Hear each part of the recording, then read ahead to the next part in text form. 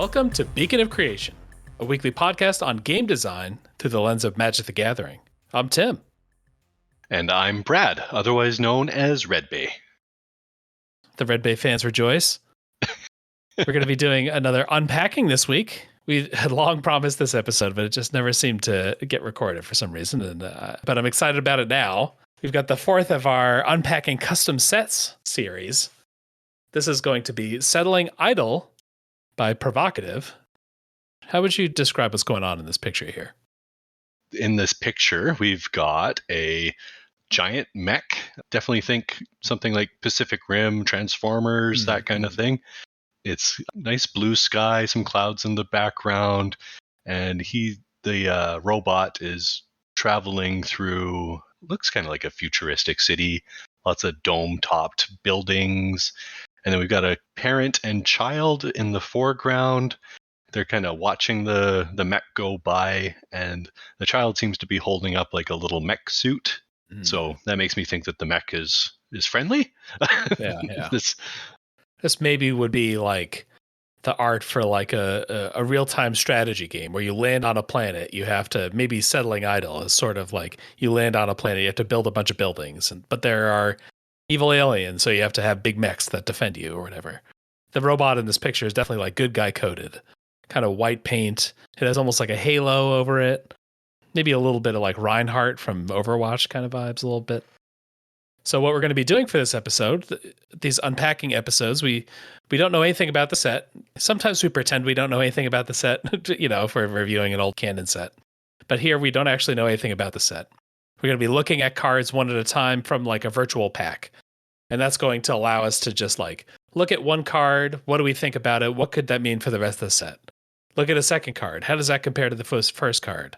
What are we starting to understand about how this set works? And it's going to be sort of an exercise like, what can like 14 or 15 cards tell you about a set? You don't know what the mechanics are going in. You just have to kind of figure it out as you go. And the experience of just opening one pack of a set.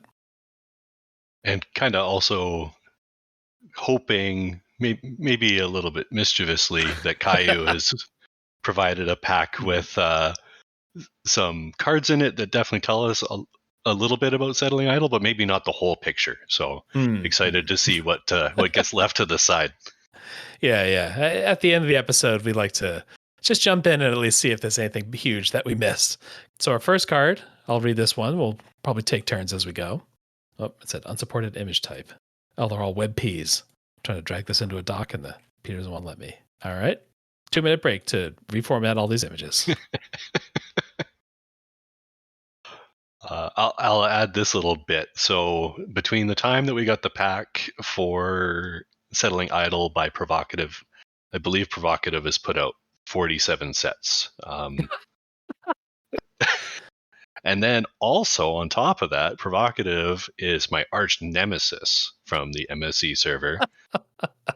I met Provocative in the finals of Card Coliseum Season 2.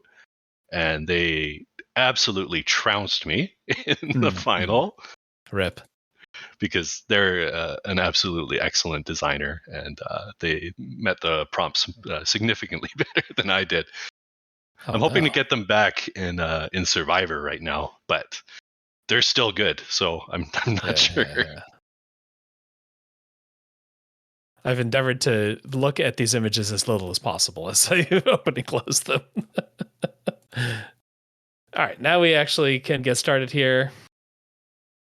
This is going to be Amorphous Slime, 2 mana, all generic, for a 1/2 creature ooze at common. So a 2 mana 1/2.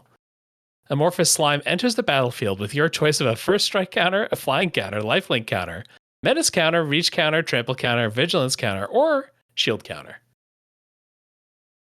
And then in the picture, I mean, Amorphous Slime does a fantastic job of describing the card because we've got green goop. That's kind of the whole of it.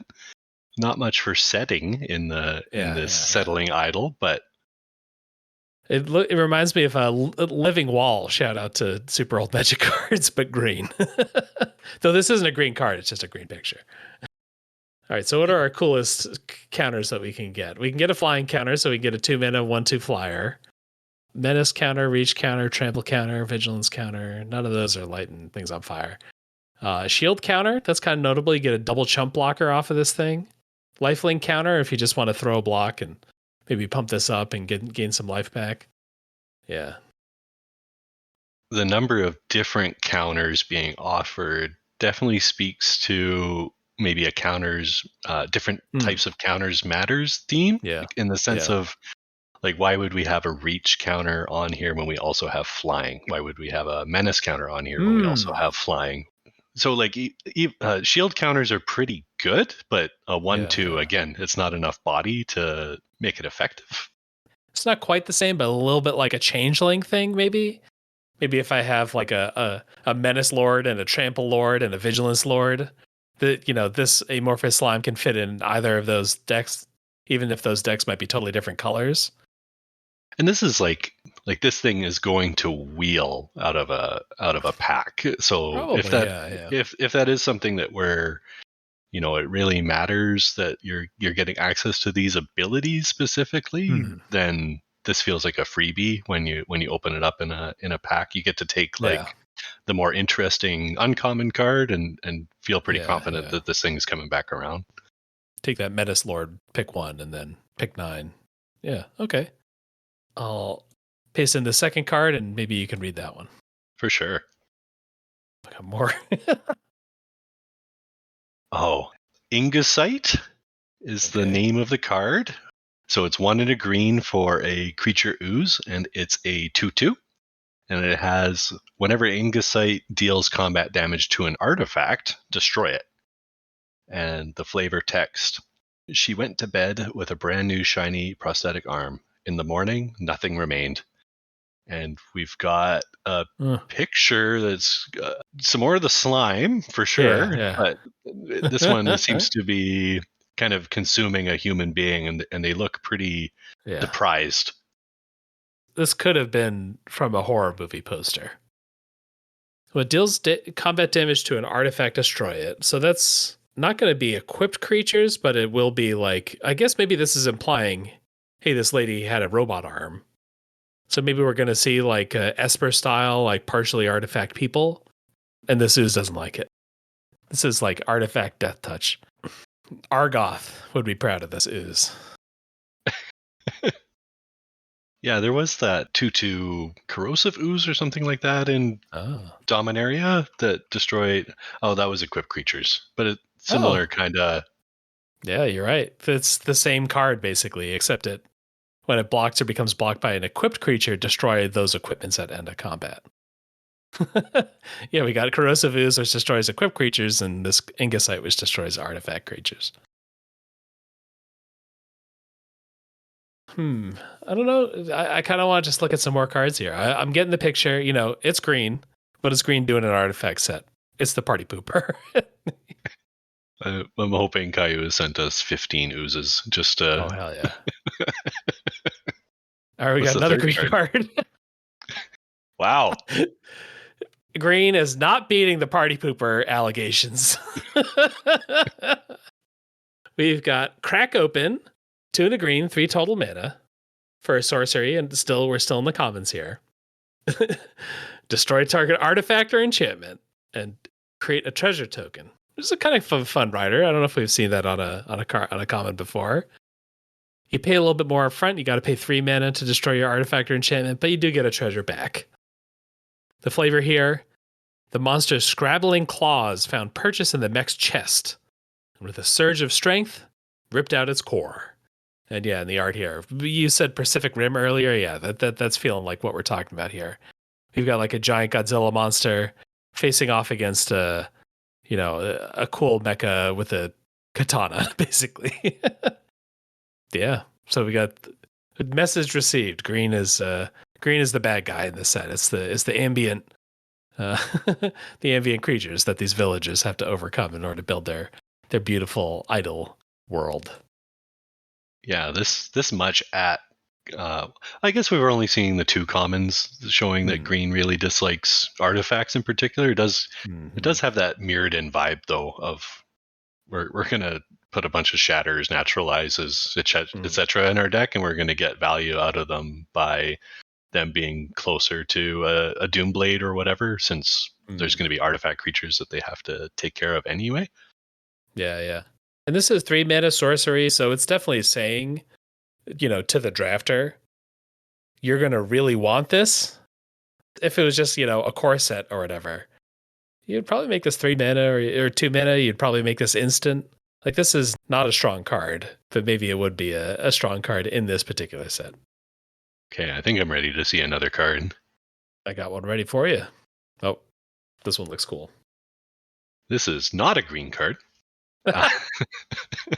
This is Aether Saboteur, and it's 2 and a red for a creature human rogue, and it's a 3/2. And it has, whenever an artifact enters the battlefield under your control, Aether Saboteur hacks.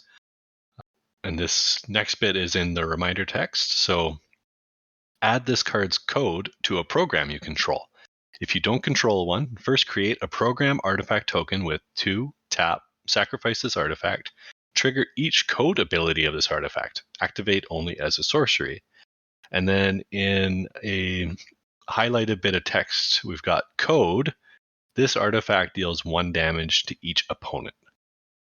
All right, so if you don't have any other code hacking things going on, you're going to play this Aether Saboteur, and then next time you play an artifact, you're going to create a program, which is kind of like a clue or a food, but it doesn't have any built-in abilities. You could 2-tap sack it to trigger each code ability. This Aether Saboteur gave the code ability of this artifact deals 1 damage to each opponent. Assuming you're going to play a couple more code cards or a couple more artifacts, what this seems like what you'd want to do is like have a couple hackers at the same time. And then when they trigger, each of them are going to write code on one program. And then I can just crack one program to get like multiple spell effects at the same time. Yeah. And then this is using that mass style text where if you don't have a program, you make the program. Okay. And then you do add it seems like you add the code ability to that new program if you don't already have one. Yeah, it's kind of like if investigate, you instead of generating like 3 clues, if you investigated 3 times, you generate 1 clue that draws 3 cards. Yeah. What I'm really liking is this Aether Saboteur could hack multiple times onto the same program. You could have your program going from this ping to like a lava spike or something like that. Yeah. If you're able to do the hack multiple times and you don't feel necessarily priced into sacrificing your program in order to get new codes onto it. Oh wow, the three verbs here is throwing me a little bit, but yeah. But then now that's coming back to the green naturalize that we saw. If somebody's loaded a bunch of program into their loaded a bunch of code into their program, now you get to snipe their program and get a treasure out of it. That seems pretty good. Yeah, that feels like, I mean, if we're going back to like Phyrexia, old Scars of Meriden draft, you had the shrines, like Shrine of Burning Rage, which would build up every turn and every time you cast a red spell. And then one time you get to sack it to deal that much damage to the opponent. So you could let that build for 2, 3, 4 turns, get it up to 7 counters. But then you tap out and then your opponent hits it with the naturalize before you crack it. It's a disaster. And it actually seems like that might be a way of thinking about this hack program setup. You've got this one program. If you don't have a program yet, you create that program. And then you can't make a second one until you get rid of this one. So you're stacking more and more stuff into this program, and then all of it's going to detonate at the same time, which kind of makes it sort of like mana efficient if you're willing to wait, which is kind of a cool thing. I don't know if we have the concept of like a token that gets cheaper the longer it sticks around, but like if I'm able to crack this and have like basically like 6 lines of code go off at the same time, I'm really getting my 2 mana's worth. I think kind of notably this, whenever an artifact enters the battlefield under your control, creating your program will actually trigger that as well, I think. Yeah. So if I have this Saboteur, I play a axe. That triggers Saboteur. That creates a program. The program being created triggers Saboteur again, which I think leaves you with a program that has double, this artifact deals 1 damage to each opponent on it. If there's anything that I've kind of learned over the last year, it's that like cards that make a cardboard rectangle, it doesn't matter what that card is half the time. You're going to be able to use it for something, right? There's going to be things that sacrifice artifacts or tap artifacts. Throw artifacts at people, yeah. Oh, yeah, tapping them, yeah. Just count them, how many artifacts you control, that kind of stuff. When I was reading this text, I mean, it is a mechanic, but like this discussion is not the discussion that you have around a common. But maybe there's enough hacking around that this isn't that complicated. Okay. I'm loving it. All right, new card time. We've got a black card, Corroding Cube. It's a black mana for an artifact to common. So 1 mana, black artifact. When it enters the battlefield, target creature an opponent controls gets -2/-2 until end of turn. All right, so we got just sorcery -2/-2 baseline. And then it has a second ability, 1 and a black, sacrifice Corroding Cube.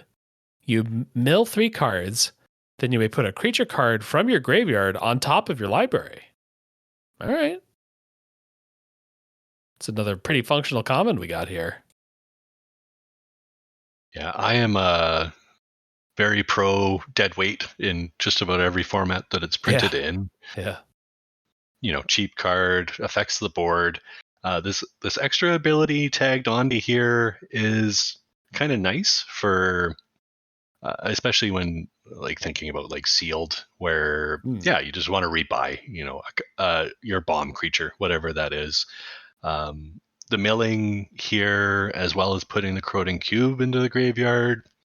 Not knowing everything about this set yet, but I would feel pretty happy having like 2 or 3 of these in my deck. Even though this only kills little creatures, it kills little creatures and then rigs me to like draw a big creature later.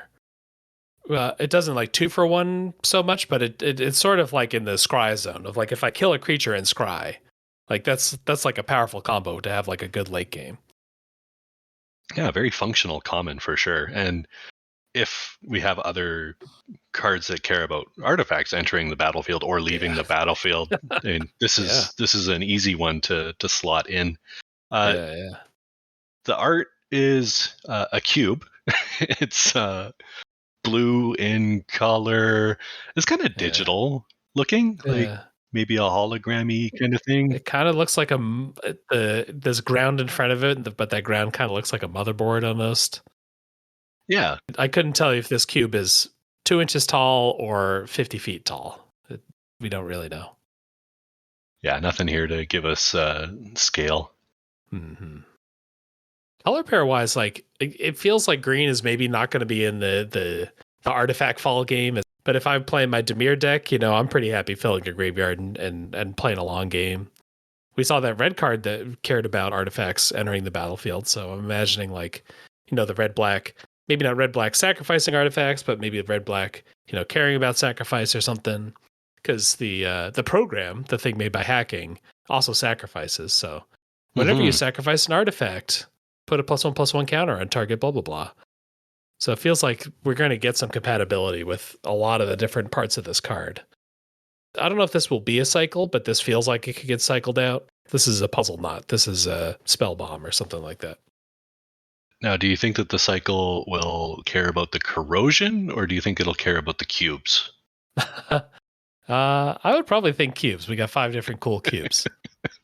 If we got Corroding Cube, Corroding Pyramid, Corroding Dodecahedron, Corroding Sphere. All right. Okay. Our next card is Pawn Drake, and it is 4 and a U for a creature serpent drake. It is 3/3. And before I get into the rules text, I'm going to just highlight the the picture, we've got a big dragon serpent kind of thing. It's flying in the air above a pond, and there's a person in a little fishing boat. This is kind of more aligned with that very first kind of spoiler image in terms of like things seem to be okay here. Yeah. Things are big, but they protect us. Pondrake has Shenron vibes from Dragon Ball. He's going to grant you wishes if you can get all 7. Yeah, that's a great analogy. So now getting into the rules text, Pondrake has flying, and then it has symbiosis. So this spell costs 1 less to cast for each kind of counter among creatures you control. Mm. And the flavor text, call me crazy for fishing alongside a kaiju, but I like to think he's cheering me on, and that's attributed to Amelie. All right, symbiosis. Now we know why we want that ooze. This isn't like an ability word. This is a keyword.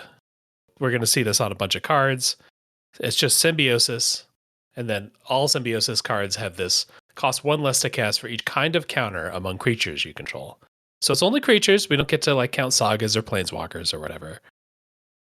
Our +1/+1 counter is going to be the easiest type to get. But having multiple +1/+1 counters doesn't give you multiple discounts. It just gives you 1 discount. And then you want ability counters. Or I guess, you could have time counters. You could have whatever other kind of random counters you want. But definitely makes this amorphous slime a much more appealing card for, okay, I've already got, a +1/+1 counter on the one creature. I've already got a flying counter on the other creature. Okay, I'm going to pick lifelink or vigilance or trample or shield so that my Pondrake gets even cheaper. Yeah. Unless we're going to see a bunch of creatures that like ETB with shield tokens, kind of Capenna style, this is still not an awesome deal on a card. So either this is just, kind of like a mid to low tier common, or we're going to see just like a crazy amount of counters. Because even if this gets discounted once, my 4 mana 3/3 flyer, that's like 2010s Magic. That's not 2024 Magic. Yeah, so we need at least 2 creatures for this to feel like we're getting away with something. Yeah, so we need some more creatures that just naturally enter with a choice of keyword counter before this thing is pretty exciting. Yeah, and unlike let's say like this costs 1 less for each instant and sorcery in your graveyard. That could be kind of explosive because you turn 5 or 6, you've got 4 of them in your graveyard. So you play some other creature, and then you play a 1 mana flyer. Seems kind of impossible for this to be 1 mana, unless this set is going to be just absolutely crazy. Well, I'll also shout out Stasis Spot's Cliques of Nylon, where they have that common cycle that enters the battlefield with a +1/+1 counter and a keyword counter, and then you get to move those keyword or +1/+1 counters around to your other things as you need. Okay, moving them around. Yeah. Well, even if something enters with 2 different kinds of counters right off the bat, that's helpful as well. I guess like an instant spell that, a white combat trick, put a +1/+1 counter and a lifelink counter on target creature. Yeah. Okay. All right, next up, we got another blue card. It's called Shutdown, and it's 1 and a blue for an instant, 2 mana instant. It has Attune 1, which is a new mechanic. When you cast this spell, you may tap an untapped artifact you control. If you do, copy the spell. You may choose new targets for the copy. And counter target spell unless its controller pays 2. So 2 mana, the kind of crappy counter that we see sometimes. 2 mana, they pay 2 or it gets countered. But we also have sort of a casualty style mode, but you don't have to sacrifice it this time. You just got to tap it. Tap an untapped artifact you control, copy the spell. Maybe a little conspire. You have a way of doubling up on the spell. For a counter spell, that means they're going to have to pay 4 instead of paying 2. Yeah, I was thinking casualty meets improvise. Tapping the artifacts to get an effect, and then the effect for this one is copying it. This makes that corroding cube even more attractive to me in terms of like kill a small creature and then tap the corroding cube, for making a shutdown into convolute, and then still getting to sacrifice the Cronin Cube for value at a later turn. Like, that just seems like an all-star comment. Hell like, yeah. Yeah, doubling up on a spell. Casualty. What was your impression of Casualty? I really liked it theoretically, and I didn't play too much Streets of New Capenna. What was the standout Casualty card? Well, there was this exact card, but with Casualty. Make Disappear. I don't think that was a standout one, though. That's just one that I remember. Make Disappear was like the only constructed playable counterspell in Pioneer for years until they did No More Lies. Oh, okay. But that, I mean, and maybe that's the thing, is like these Casualty cards, I'm looking at them now, none of them are like Omnixilus the Adversary is maybe the most iconic of them, but even that isn't. Yeah, none of these were really standouts that I have a lot of muscle memory for. Also, not a lot of commons. There's maybe like 4 of them. And I think where Attune might succeed, where Casualty failed, is sacrificing a creature with like scaling amount of power. Gets harder and harder to do in terms of a game, whereas tapping down an artifact, it feels like free in terms of actual gameplay. This is like discounted 2 ways, because it's like I would usually rather sacrifice an artifact than sacrifice a creature, because I often have these foods or I have treasures or blood, and I don't even have to sacrifice it. I get to just tap it. Like, I get to tap a food, I get to tap my program if I don't need it right now. I feel like I'm going to have access to artifacts. Though I guess this does say Attune 1, so we might scale up to like you have to tap 2 or 3 or 4 artifacts. And now we're actually getting into some cool deck building puzzles. So maybe that's actually kind of sweet too. Yeah, I really like this mechanic. It seems like something where you can see it happen, and it doesn't take much imagination. And then when you're actually drafting, I think it's kind of fun to, okay, I'm gonna be focusing on artifacts. I'm gonna grab a couple of Attune cards while they're going by, and I'm thinking that Attune 3, Attune 4 is like that kind of thing that you're aspiring to do, and it seems kind of sweet. If I have like draw 3 cards, Attune 4 or whatever, it's like, oh yeah, put me in, coach. I want to tap 4 artifacts to draw 3 extra cards or something. Yeah. We do have kind of like a flavor sort of thing going on where we've got Shutdown here. And then in the art, there's a guy kind of sitting on a red rock stone desert rock, but he's got his Apple Vision Pro on. Bad news, it's exploding. And it's exploding with like 1 million, I don't know if it's glass shards or like even something more abstract and virtual. Yeah, this headset is exploding on this person. And there are a bunch of crows flying around too for some reason. All right. Yeah, so we've got we've got a double-faced modal card. On the front side, we've got Bastion Recruit, which is a singular white mana creature human pilot. It's a 1/1. And Bastion Recruit crews vehicles as though its power were 2 greater. And it's got the flavor text. It feels like I'm on top of the world up here. And we've got a person. Where's up here? Maybe they're on top of a mech. Perhaps. This is like the pilot token from Kamigawa. 1/1 can crew things as though its power were 2 greater. I would probably not put just this card on its own in a deck, but I could imagine because this is a modal card, and spoiler alert, there is a vehicle on the other side. This allows me to have like a really high density of vehicles, and now I might actually have more vehicles than I have pilots, and now I actually do want to play this on the pilot side. Yeah, so on the back side, we've got Bastion Mech, which is 2 and a white for a artifact vehicle 4/4, and it has crew 3. So you got to tap total power of 3 or greater in order to activate the vehicle. And I really like how these work in multiples, in the sense of you want the Bastion Mech down because it's actually like an impactful thing on the board, but the crew 3 is quite high to get 4/4 booted up. So these Bastion recruits are pretty good for activating Bastion mechs. So if I'm looking at like Crew 3 at common, what does that get me? There was Futurist Sentinel, which is a blue card, 4 mana for a 6/6 Crew 3. And I think that I would probably pick a 4 mana 6/6 Crew 3 over a 3 mana 4/4 Crew 3.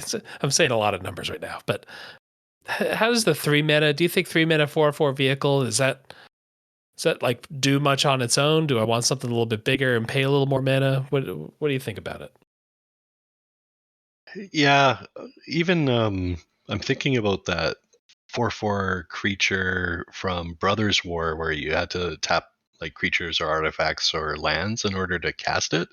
And like that's a one-time cost in terms of getting it onto the battlefield and using it. So a 3 mana 4/4 is good if that's where like the buck stops, but here like having to crew 3 over and over and over again, I think it's a little tough. So again, if we don't have this density of 1/1s that crew as if they're 3 power, it's kind of a tough pill to swallow. Yeah, we're not necessarily saying this to like criticize the card. I mean, the card is what it is. It's a cool card, but we're sort of saying like the deals that we're getting on either side of this card are kind of bad, which makes me think that this is like the workhorse for like a greater mission, where like whenever you attack with 2 or more vehicles, something insane happens. Put a first strike counter on each vehicle you control, like things that are like pretty big, impactful things that you can't do in a set where there's only 4 vehicles. You need a set where there are 20 vehicles, 25 vehicles in order for those themes to work. And that's what this card is sort of saying to me. Yeah, we're going to finally take Voltron literally. The combined 5 mechs, yeah.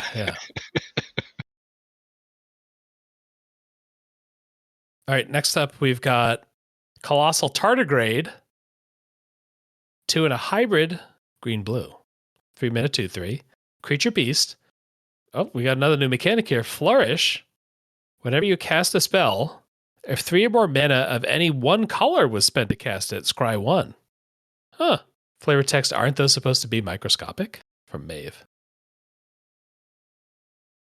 So this is like adamant, but whenever you adamant anything. I cast this tardigrade. This has to already be on the battlefield, so I don't think it triggers for itself.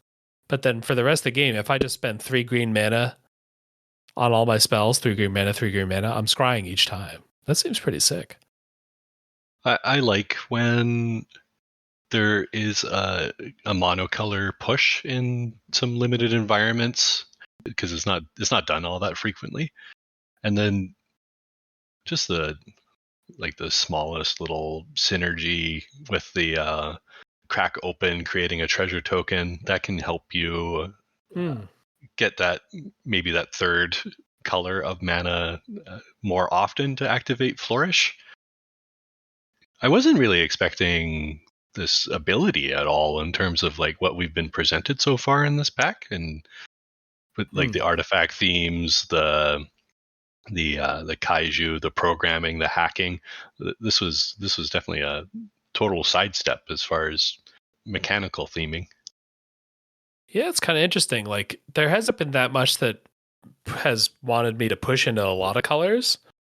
Like if we think of the DFC we just saw, that I want to put that in aggressive deck. If we think of like Symbiosis, where I need to like line up counters at the right time to get like slightly cheaper creatures, that's also kind of an aggressive thing. I'm trying to play cards cheap. I got my Saboteur here. You know, like these are all kind of mechanics that I feel like go together in decks that are trying to like stay low to the ground, get a lot of value out of each play, each card that you're dropping. So I haven't seen a lot of incentive for greed. And then this gives me the opposite of being greedy. This is saying like, yeah, stay in your like 2-color deck or your like mostly green deck. And it's also sort of saying like after turn 6, if you want to, you can scry every time you cast a spell in the late game. It's just like a crazy amount of, not a crazy amount. It's a cool amount of card filtering.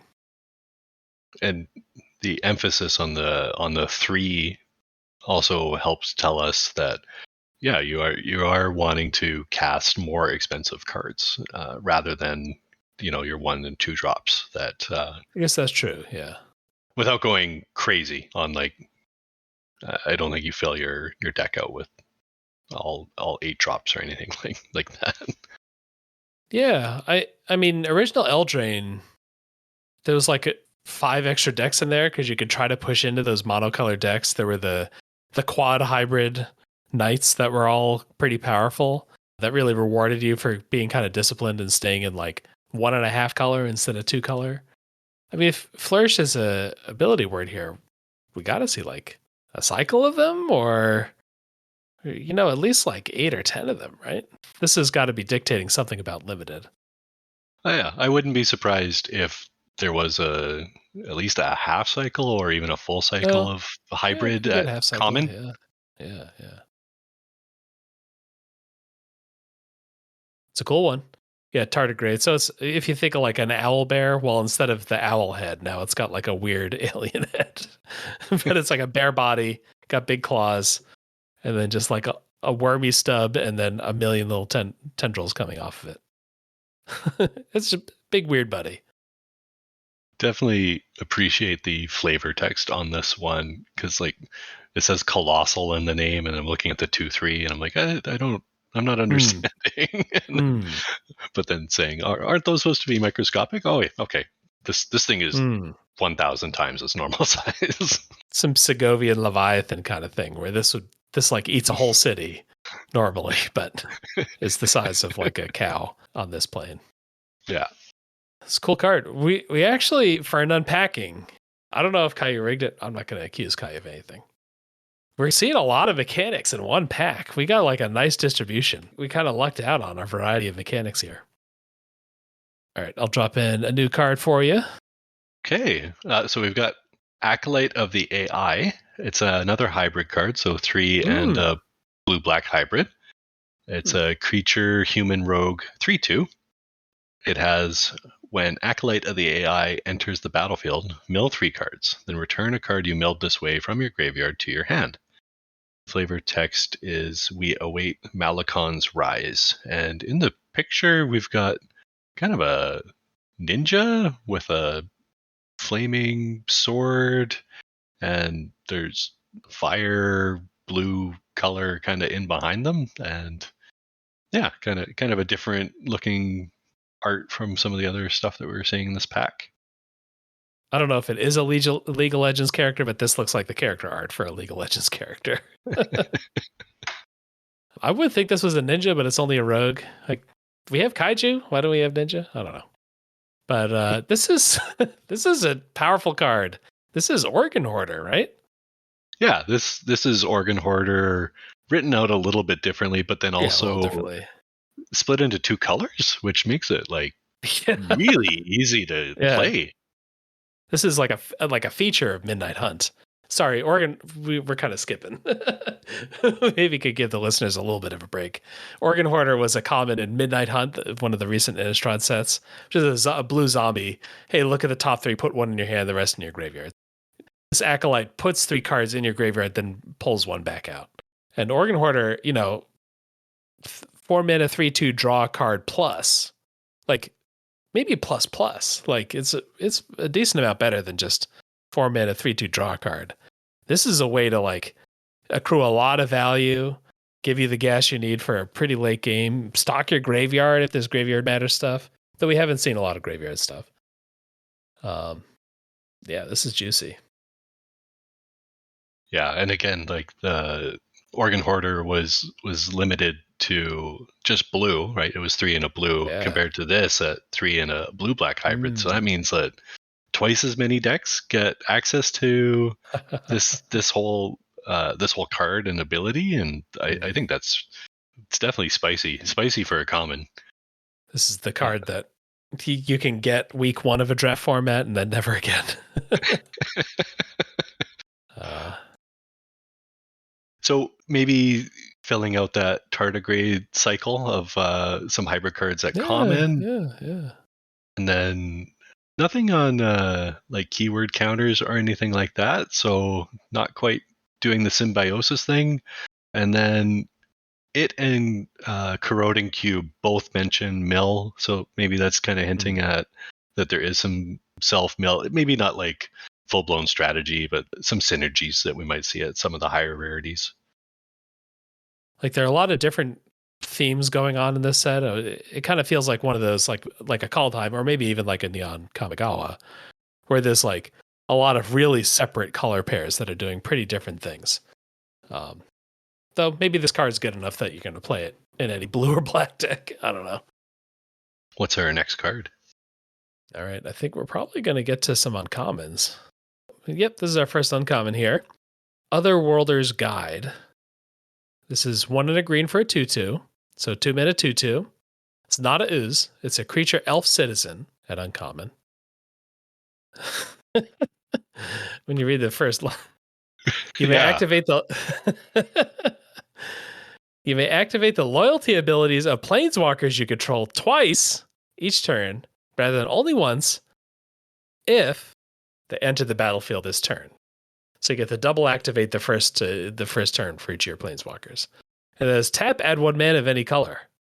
We got a pretty good one here. 2 mana, 2/2 Rainbow Mana Dork. Plus some planeswalker stuff that may or may not matter in limited. I mean, this is a cool card. This is going in a lot of commander decks. I'm kind of inclined to agree with you that maybe that first bit of text is just like a constructed plant or something like that, in terms of I don't have any other indication in the pack that planeswalkers are a major theme. Like we didn't see anything at common that was the case. Symbiosis doesn't interact with planeswalker loyalty counters in any way. So I'm feeling like it's not mechanically relevant, but then, I mean, we've seen so much already that maybe it's just the most packed set that has ever been made. Yeah, this set's already pretty packed with stuff to do in a cool way. It would be hard for me to believe there's like a 15 planeswalker sub theme going. This is called Otherworlder's Guide. Otherworlder, planeswalker, kind of the same concept. So this plane or this setting is really not that unfamiliar with planeswalkers somehow. You've got like a cool, kind of looks like a lady in a businessy cool suit, kind of reclining on a futuristic couch. This is like the person that, like, when a celebrity arrives at the corporate building, you know, you've got this liaison that's there to greet them and give them a tour. Elf Citizen. Yeah, I really want a 2 mana 2/2 that taps to add 1 mana of any colors, like a slam dunk Already in most limited environments. Like so the whole other bit about the planeswalkers things, you're just taking advantage of the rules box space because you can, and it makes it like a really interesting card to read. This is a fun card. Okay, we've got Combat Ready. 2 and a red for an enchantment. At the beginning of your upkeep, create a 1/1 colorless pilot creature token with this creature crews vehicles as though its power were 2 greater. And then at the beginning of the next end step, sacrifice it unless it crewed a vehicle this turn. And then we've got a picture of a couple different large mechs and then some smaller mechs and some people with some guns in a kind of like a hillside. This feels very Lancer to me, which is like a tabletop role-playing game where there's so many mechs everywhere that they're like different scales of mechs. We've got the foreground, 25-footer. Looks like maybe another 25-footer, but a completely different design in the background. And then the far background, we've got the 150-foot mech. We've got the hill size mech. But yeah, we've got 3 mana, create a 1/1 every turn. It doesn't get haste, so it's a 1/1 that dies at end of turn unless you have vehicles. If you have vehicles, it's sort of like I don't know. Your first turn here, you have to pilot a vehicle, and then you're free to roam the campus. If you do not jump into a mech, you will die. Yeah, get in the vehicle, Shinji. But this is the kind of card I think you were talking about in terms of why would I want Bastion mech in my deck? Well, this is a powerful card to getting a kind of like a Bitter Blossom level constant stream of creatures, but it's got this pretty major hoop of those creatures have to crew vehicles, so you're going to need quite a few vehicles in order to make that happen. Yeah, it's sort of like create a 1/1 enters the battlefield tapped every turn. in that vehicle deck, sort of. I guess maybe there are ways to just use, here's a 1/1 that dies in a turn that just exists, that's not going to attack, and your job is to eat it, right? Maybe my black-red sacrifice deck just wants to eat a pilot every turn for fun. Yeah, I mean, this tells you make a vehicle deck, put 8 of those DFC cards in your deck, make sure that you can stick some mechs so that you can get a free pilot every turn. If you get a free pilot every turn, it's going to be hard for your vehicles to get stopped. Your 5/5s, your 6/6s, your big mechs, they're always going to have a pilot because this pilot can crew up to as though we're crew 3. And if you're making one every turn, you can get up to crew 6. You can get pretty high. You can get pilot some gigantic mechs like our 150-foot tall deck in the background. Yeah, it would be cool to see like a vehicle with like a just absolutely inane crew cost, and then the only way to get there is with a half dozen of these pilot creatures. Yeah, the super high crew cost vehicles have been more jokes and limited in my memory. So it'd be cool if there was a way to construct a set where, a crew 6 wasn't just like a meme. Mm-hmm. Yeah, this is a fun one. It's nice to like see, here's the crappy common, then here's the uncommon payoff. Like that's satisfying in one of these episodes. Yeah, I am not getting a great sense for what Settling Idyll is about, in the sense of like we got the mechs, we've got the AI, we got the programs, the hackers, we've got the kaiju that might be good, might not be good. Are the oozes with or against the kaiju is like a whole other thing. Yeah, lots going on. I mean, it feels like space colony colonialism kind of stuff. Like, hey, here's a planet that's full of resources. We're gonna drop down a bunch of buildings. Oh, there are a bunch of monsters on this planet. All right, we'll send a big army there too, and we'll take over the planet. I guess we have Omen Paths now. I'm pretty sure this set was pre-Omen Paths. How is the super corporation getting a fleet of colonizing ships to a new plane? Like that's kind of a funny concept in Magic. I mean, looking at the Outlaws of Thunder Junction stuff, we're sort of getting like colonization by Capenna and Div Mizzet into Desert World. Maybe we'll start to figure that out. I guess this pack hasn't been like very proper nouny. They're like some quotes that are attributed, but they're just attributed to like regular first names. Yeah, you're right. Maybe you're right there. We haven't gotten a big story hit out of this yet. Our next to last card here is an enchantment called Terra Diversity. It's 1 red-green for an uncommon. You may play lands from your graveyard. You may play an additional land on each of your turns. Alrighty. Yesterday a desert, today an island, tomorrow an ocean. Yeah, then we got some more terraforming space colonization. You get another card for the for the vintage cubes out there to strip mine lock your opponents. Yeah, with both aspects. Usually when you've got like the strip mine and the crucible, you're still like, I could use a way to play an additional land this turn. This one covers both bases at the same time. The lands deck is hot in vintage cubes now. A lot of land packages going in. I guess on a non-vintage cube scale, even just an Evolving Wilds, I would say going off if you have an Evolving Wilds and Terra Diversity. How do you feel about that? Yeah, these you may play lands from your graveyard cards in limited tend to not really be worth an inclusion, in terms of even when you do get an Evolving Wilds or similar, it's like you've still spent an entire card on something that doesn't affect the board. But if you are getting to play an additional land as well, now we're ramping and getting to turn that card in. So you can go pretty big with this, and also definitely clear a lot of bad draws out of your deck at the same time. And I think that's kind of exciting. Yeah, if I can get 2 or 3 Evolving Wilds in a deck, then this card seems pretty exciting. And maybe that's the temptation we need to get away from the flourish, to get away from the monocolor. We've got this crazy red, green, gold card. Just again, the whole unpacking thing.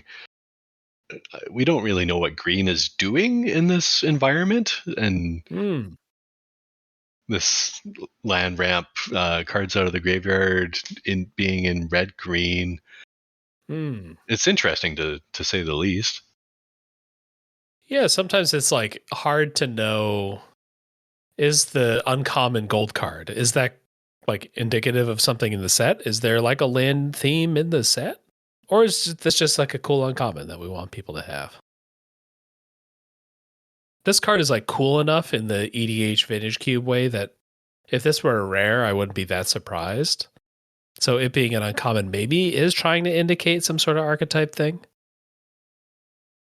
Like if I open this in a booster pack, I know that I can take that to a card seller and just get $4 back for it because it's going to be like a crazy common EDH card. Like it has the rare pedigree to it, but they're just giving it to us cheap. They just love us. All right, you ready for the last card? Okay, so we've got Platinum Avenger. 4 mana, so it's 2 and 2 white pips. It's an artifact creature, construct angel for 4. It's a mythic, and it's got flying. And whenever Platinum Avenger attacks, you may have the base power and toughness of other creatures you control become equal to Platinum Avenger's base power and toughness until end of turn. That's a fun effect. Yeah, that hits hard. Kind of a mirror weave. 4/4 is like right at like a cool sweet spot where it probably upgrades most of your creatures, but it isn't quite an overrun every turn. So yeah, this is at a cool spot. 4/4 flyer does a lot of work. You pump it all, and I guess maybe then you get your overrun. You turn giant growths into overruns. The art is Gundam. I'm not that familiar with the whole Gundam series, but that is what I'm looking at, right? Like yeah. Kind of there, or maybe transformery, because you could like kind of see the vehicle, the like fighter plane to it. But no, those guns are gigantic. That's more Gundam. You're right. Okay. But it's like flying towards the person taking the picture kind of deal. Big action shot, very cool looking card. If you're like a Gundam, your favorite thing to do is to like zip through the air at top speed. And then when you're near somewhere that people can see you, you pull a midair stop somehow. Every Gundam loves doing this. You stop, you unfold, you take the guns out, bunch of rockets start firing from your backpack. Yeah, you got to like pause for effect. This is one that like is a cool card, standalone card, great. 3 thumbs up. I don't know that's telling us anything about the set. Yeah, definitely falling into like just really cool mythic card but yeah, like I'm still not sure what it's supposed to be telling me about the rest of Settling Idyll. Double white pip, so probably gonna spend 3 white mana on it for flourish. It itself is not a vehicle. Construct Angel is like a really cool type line. I probably didn't highlight that enough. Yeah, Construct Angel. Yeah, it's just like a cool card. They got Gundams in Idyll. Yeah. All right. We'll do a quick review of what we saw in this pack, and then maybe we'll pop open the Plane Sculptors and see if there's anything huge that we missed. One color pair is going to be that symbiosis pair. One color pair is going to be that attune thing. One color pair is going to be vehicles. Or at least that's how it feels. What mechanic do you think probably shows up the most? What do you think is like the most workhorsey, the one that you can put on 25 cards? In terms of ease of design, it feels like Flourish has got the most wide amount of space in terms of being like an ability where it is not too tied to like any given effect. But I don't know that I'd put that many in a set though. Yeah. So then I'm thinking maybe hacks, like in terms of like this is probably the splashiest of the the new mechanics presented. So programs as a type of artifact being created and then putting codes on them. Seems kind of sweet. It's super interesting. Attune, you could probably get 20 attune cards. I guess doubling up effects is maybe a little hard. Yeah, and you're kind of limited to, because I don't think you're necessarily putting an attune on like a permanent type spell, so you're kind of limited to the instants and sorceries, maybe. If you had a 2-mana 2/2 with attune 1 or 2, maybe attune 2. Is that a printable card? 2-mana 2/2, attune 2. Yeah, I guess so. That's kind of exciting now thinking about it. So I could spray out some crappy artifacts. You know, I got if I need to play my 2-mana 2/2, I can do it. And then if I can just wait a little bit, I get 2-mana. What's normally a 4-mana card, I get for only 2 mana. Is that just squad tap 2 artifacts? Oh, yes. Oh, let's give this creature vigilance while we're at it. Get all the vegan juice in there. Yeah, maybe, I don't know. Maybe we'll see a tune, maybe not. All right, so let's open this and maybe give ourselves like 10 or 15 minutes to kind of crawl through here. Maybe while you're looking at the cards, I'll read the kind of flavor. There are a couple flavor paragraphs here for Settling Idyll. 2 years ago, the world of Idyll was abandoned, with only traces of an ancient civilization remaining. Alien life has flourished, and massive creatures slumber deep in the oceans and earth. And yet with the arrival of a colony ship from somewhere unknown, the plane has begun to stir. Colonists seek to harmonize with the plane, and yet they could find themselves beset upon by ancient kaiju intent on destroying them. The colonists had no choice but to fight back in any way they could, chief among them their giant mechs, made to fight wars and now used to slay beasts. Greatest among these machines is Zixtron, a mech powered by the heart of a dying world. With these mechs, the colonists of Idyll have hope they can survive. Meanwhile, an inscrutable machine lurks at the heart of Idyll, in a laboratory filled with clones.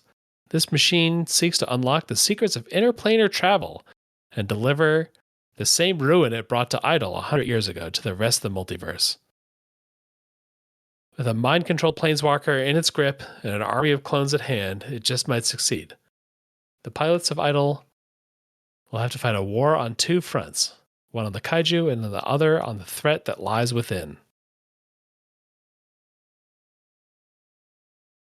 Feels very Horizon Zero Dawn. We got these giant threats above the planet that you're hunting down, you know, the PlayStation game. Giant threats that are above the ground, but then we also have to find the secret of the world. We have to dig deep into the Earth's core.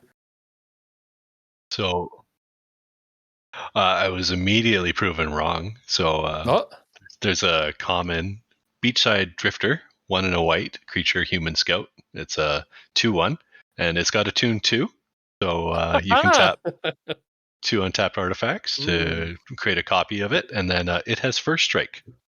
Ooh, even a little more juice. Yeah, this is spicy. 2 mana, 2/1 first strikers. Shields up. We're blocking, baby. From just a quick search, it looks like Symbiosis, Attune, and Flourish are all kind of equally represented in the environment, and then hacking seems to be the slightly more prevalent of the mechanics.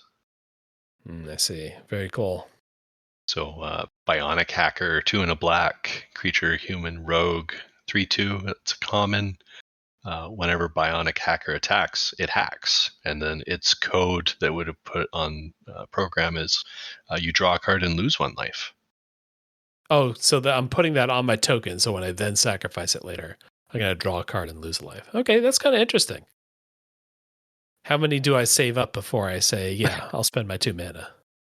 Well, and yeah, do you put yourself in a weird spot where you've got like 3 saved up, but you're at 7 life or something like that? Now you're kind of scared to.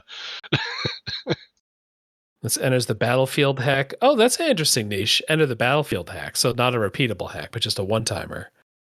This factory walker, it ETBs, and then its code is create a 0/0 colorless artifact creature token. You know, the construct. 0/0 that gets +1/+1 for each artifact you control. So that's an ETB. So I'm like banking this thing that a creature that I'm gonna hash later, along with maybe some other code. Has the 10 hybrid cards at common to help with Okay. flourish, I think. Mm-hmm. The black-red one is kind of cool. It's a Thopter Assembler, so black and a red, black or a red for a 1/1 artifact creature construct, and then when it dies, create a 1/1 colorless Thopter artifact creature token with flying. Okay, kind of a Doom Traveler. Yeah, in black or red, so Yeah. All right. feels really playable. I'm seeing a couple hacks where their code puts an ability counter. So this Mechyard captain put a first strike counter on target creature you control. There's a black one. Its code put a menace counter on target creature you control. So a little bit of overlap between symbiosis and hacking. Yeah, a lot of these hacks are ETBs. So the one that we saw earlier that like stacks up, like whenever an artifact enters, stack more and more and more of this, deal 1 damage to each opponent. That was a common, and we were like, it's kind of weird that a common has like a repeatable program creation. It does seem like a lot of these cards are ETB hack.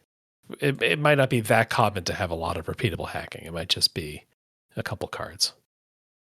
And that kind of means that maybe the gameplay of programs is not about stacking up like 5 of the same ability on a program and then detonating it. Maybe it is a little bit more of just a mana efficiency thing. I'm going to get a 2/2 someday when I crack this program. I could do that now, and that's like a decent deal, but I get a little greedier and maybe also like gain a couple life while I do it or draw a card while I do it.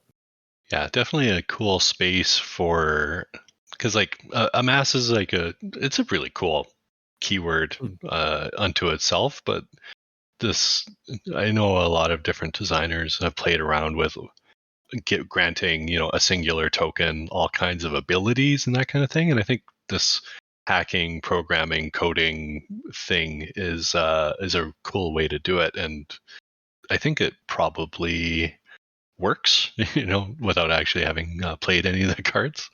Got a fun reference on this card, Hiving Worm. 6 mana 6/6 lifelink Death Touch. When out of the battlefield or attacks, it hacks. And then its code is create a 3/3 colorless worm artifact creature token, then put your choice of a lifelink or a Death Touch counter on it. So very fun little reference there. We talked earlier about ability counters, so we got first in command, 1 and a white creature, human soldier. It's a 2/0 at common. And it enters the battlefield with a +1/+1 counter and vigilance counter on it. So it's a 3/1 vigilance for 1 and a white, and then when first in command dies, put its counters on target creature or vehicle you control. Okay. We were asking during the episode, is it possible there's a Planeswalker theme? The answer seems to be no. There's 4 Planeswalkers, which was pretty normal when this set was created. Seems to be a common land cycle. Typed duels that ETB tapped, and then you could pay some in and sack them to draw a card. Was that the Capenna ones? I don't think the Capenna ones were typed. Oh yeah, this is like exactly the Capenna lands, except they also have land types. We've kind of found out that these like crack a land open lands are not that strong. All will be one had a cycle of them. Those are monocolor, but they're a little cheaper to crack open. They're cool, but they're maybe not that game breaking, which is nice. Hey, maybe it is okay to throw them at common. And then these would play pretty well with that. The terraforming thing, yeah. Yeah, and there is an Evolving Wilds variant as well for the terraforming card. So touchdown point, tap, sack, search your library for a basic land card, put it on the battlefield tapped. But then it has the clause, then if there are 4 or more card types among permanents you control, untap that land. Get a little actual fetch land action if you're a little later on in the game. So I was kind of curious about the uncommon setup because we were like thinking of the original Eldraine, which had the 4-pip hybrid knights. I was kind of curious that we see something like that here. And we actually do see something kind of like that. There's a whole bunch of 3 mana. So 3-pip, triple Gruul hybrid, triple. is it hybrid? So a bunch of 3 mana cards that play well into Flourish. I think that, when it's three pips, could you ever splash away from that? Maybe not. Maybe you have to be exactly those 2 colors. It's like a gold card, but only for those people. And then there is a whole cycle, as you might expect, of just regular gold cards that are at uncommon. Kind of a funny one. I was just looking through some of these uncommons. There's Siege the City, which is a Simic, the Simic uncommon gold card. So it's a green and blue, 2 mana, not hybrid, just regular gold card. An enchantment, whenever you draw your second card each turn, put a kaiju counter on Siege the City. And then remove 4 kaiju counters from Siege the City, create an 8/8 Kraken. We had like a similar one where you could like draw cards and you needed twice as many counters. Here, this is really dedicated. You have to double draw 4 times and then you get an 8/8. Though it doesn't sack itself, so you can draw 4 more times, you get additional 8/8s. Both of the red-black uncommons both refer to sacrificing permanents. Definitely has that, go ahead, get, maybe one program out with a code on it, sack it right away, get some value from it off your uncommon triggers instead of trying to stack a whole bunch of codes onto your program. I'm saying that word because I'm trying to get all the words right. I think you got it. I think you got it right. I think you got it. Got another funny one here. Monster Slime. This isn't a creature. This is an instant. It's 6 mana. Choose 1 or more. Buckle up. Exile target artifact or triggered ability. Exile target artifact. Exile target enchantment. Exile target creature with flying. Exile target non-basic land. Exile target card from a graveyard. Stop leaving nature. We are returning you to nature now. If we're removing anything that's not nature. Hardened Scales. That's a funny reprint. Anything else? I think we didn't actually, maybe in Unpacking first, we didn't miss any mechanics. Maybe we wanted one cool Symbiosis card, though, just to... Sure. Oh, okay. We got Tarak, Kaiju King. 6 green for a legendary creature beast. It's a 9/9. So it has Symbiosis, so costs 1 less for each type of counter among creatures you control. It has Trample, and it has creature spells you cast cost 9 less to cast. That's cool. That's that druid from Hearthstone. Oh yeah, Aviana or whatever. Your minions cost 1 or something like that. Yeah. Yeah, this 9 mana guy, if I can get it out, then my creature spells cost 9 less. I guess your Hydra deck is salivating. Because now your Hydras are just nuclear. It's really good with X spells for sure. Yeah, I guess like rare Symbiosis cards, now I'm starting to get rewarded for the work. I can conceivably get like 3 different counters and get a decent discount. Yeah, so you're first picking some cool Symbiosis card, and now for the rest of your draft you're chasing all those different types of counters, and maybe you're even like putting I saw like a white sorcery, put a flying and a +1/+1 counter on a creature, that kind of thing. Like you're willing to maybe go that extra mile just so that you can do the really cool thing. Yeah. Alrighty, yeah. And there are a million vehicles in this set. I don't know if I can get just searching the page for vehicles, 103 matches. Some of those are like vehicles you control have flying. It's cool. Yeah, it's got to be at least 25.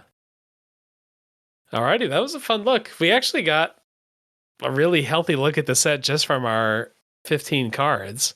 And that's for like a set that's pretty packed with themes, pretty packed with stuff to do and stuff to try out. Do you have a favorite mechanic or favorite part of the set that you saw? My favorite would definitely be the double-sided cards with the vehicle on the one side and the creature on the other side. I feel like that's a really elegant way to get more vehicles into your draft deck without it feeling so costly on your card slots. That's really solving a problem. It's opening, it's allowing for a kind of deck that couldn't normally exist. What's cool about seeing it here at the Commons is like, I'm going to remember both sides of these cards, I think, without much like brain power being dedicated to it. And not every modal double face card fits into that type of category for sure. How about you? Attuned does just seem like casualty, but friendlier. We learned from the mistakes. Putting it on creatures is pretty cool. It seems like maybe a good chunk of them are creatures. Maybe at least a third of them are creatures. Attune 3 is like a cooler dream than Casualty 3 or 4 or 5. Fun set. It had more stuff to it than I was expecting. I didn't realize we were going to get like a full-on kaiju. I guess if you could have giant robots, what should giant robots fight? They can either fight other giant robots or they can fight giant monsters. So maybe I should have guessed, but it took me by surprise. Mm-hmm. Alrighty. I think that's about it for our unpacking. Before we get out of here, you got a couple more days to get in for the March Design Challenge. That's Year of the Dragon. Design a new version of one of the Elder Dragons. You can use the original 5 Elder Dragons or any other printed Elder Dragon like Tarkir Dragon, Strixhaven, stuff like that. That'll be due the 29th, so if you're listening to this as it comes out, you got a couple days. Jump on the Discord to submit that. That'll be the rest of our podcast for the week. Also check out our YouTube. We've got You Make the Pack is still going strong. I'll be traveling, so I won't be able to run those, but Pat has taken over and run some Turbo You Make the Packs, which are crazy. It's kind of we were talking pre-show, it's kind of a way to like design a card every day, every other day, and have a bunch of people look at it and get a bunch of collaboration. That channel's super active. People are supporting each other. Yeah, really cool. I call it more of an exercise in terms of like you're making cards and they need to kind of fill in some gaps because otherwise, they don't really have a chance of getting into the overarching pack. So that restriction helps breed a lot of creativity, as some designers have been known to say. Yeah, the start of the pack is very blue sky, and then like the call kind of went out to, hey, we have all low drops. Let's try to vote in some of the high drops for the next couple picks. You can find both of us on the Discord. We're there basically every day. So that's the place to find us. I'm at Tim F. Riley. And thanks for listening.